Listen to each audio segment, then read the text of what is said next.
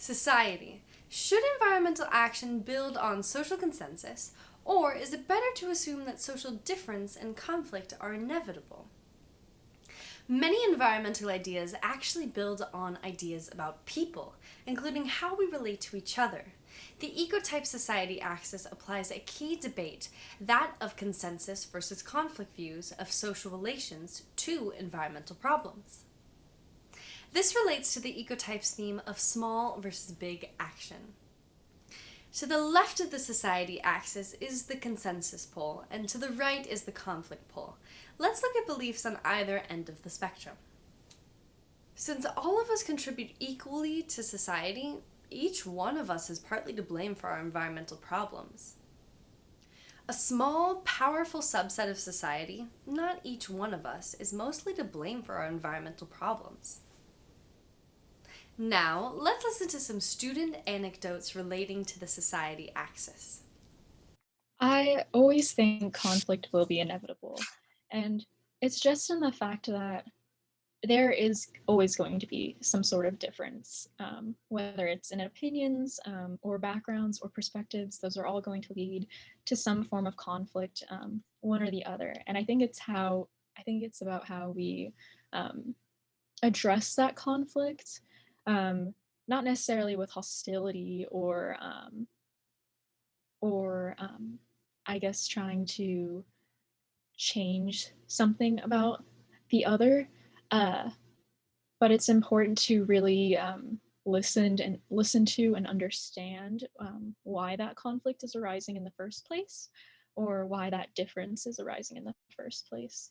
I think that the reason why conflict is also inevitable is just because there is always going to be some kind of power dynamics involved in any kind of decision making, and especially when it comes to the environment, because some of these issues don't necessarily have something to speak on their behalf. We others have to speak on their behalf. Humans have to speak on their behalf.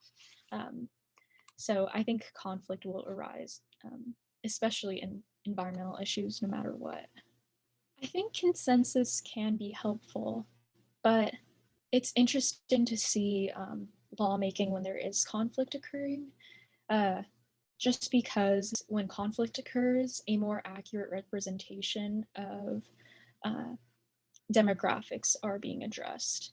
Yeah, I feel like consensus does have its time and place, and sometimes it does make lawmaking happen fast and easy. But I think conflict leads to a more accurate representation of uh, the wants and desires of constituents and what they um, believe their representatives should be doing. I was in student government. And so I was like, oh yeah, like even at the small level, people can't agree. And like that difference, like that argument is what can bring out different solutions, different things. And then in my mind that kind of that worked with environmental issues. But again, after reading literature and like learning who it is that is polluting things, it's like largely corporations and largely just very few people. But individuals can still change what they're doing, and I think that that is equally important, for like individuals to change and then target larger corporations. Conflict is necessary. I think that the bigger legislative change forces people to make change, because from the consumer side of things, I think that like people are going to buy what's available to them and what's cheapest and like what they're used to. And so I think that that needs to change legislatively for like the things that we will be consuming. That needs to change at the producer level first for us to even like want, or to be even like be able to do that. Ideally, maybe consensus would be great. Um, but also I think is impossible.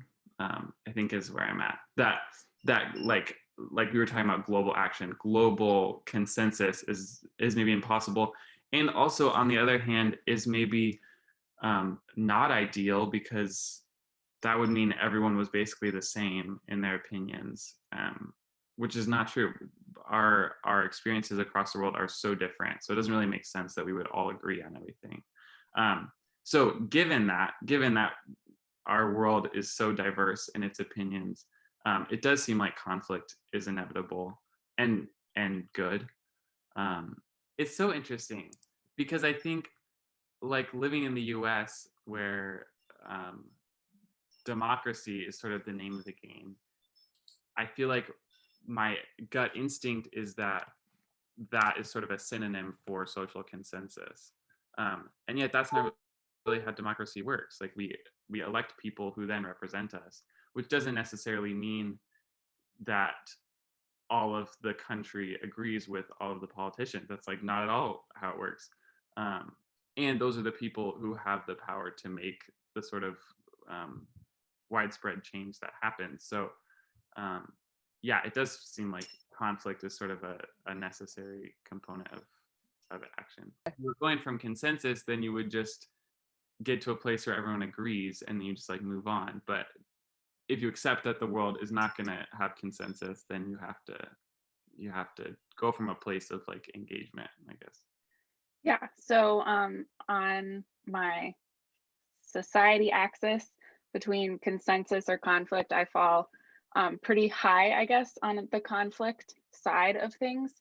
That's primarily because I don't think that it's fair to blame our environmental degradation on everyone. It very much, my opinion, very much plays into this idea that there are like specific people in power who hold the ability to make drastic changes that lead to environmental destruction. And that's, I think, what we see, what we've seen mostly. And we still see that with like climate change, like more and more people over, I think Pew Research is like 60 to 70% of the population thinks that climate change is happening, yet policy change is like incredibly slow. And you see, and that's because certain people have power. And so, or you look at like changing, you know, the fossil fuel industry when gas has so much power and oil has so much power. And thinking of consensus versus conflict to me like almost sounds anti-democracy, but the way I see it is like this conflict is really bringing us back to a democratic process of like, well, we should all get a say and these people need to not have this much power. And so I like see it even in the conflict side, I see it more as like an actual consensus, like a real consensus, as opposed to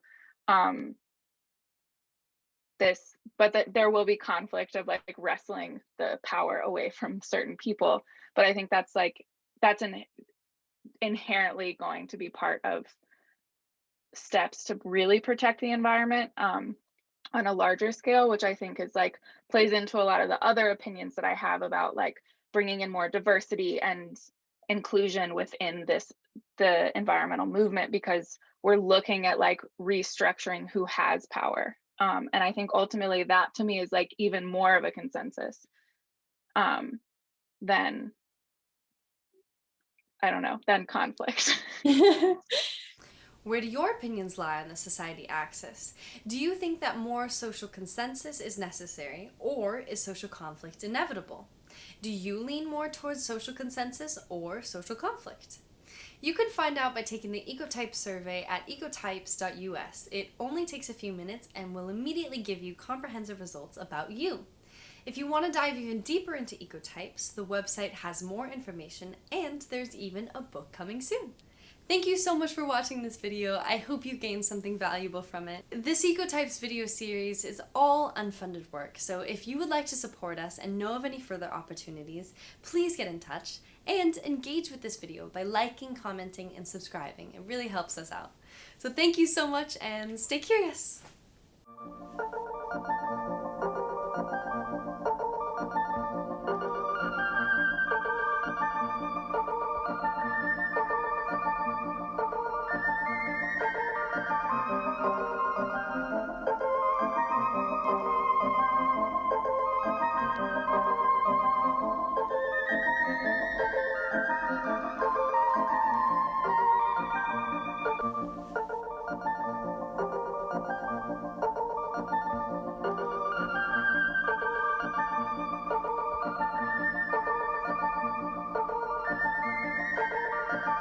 you.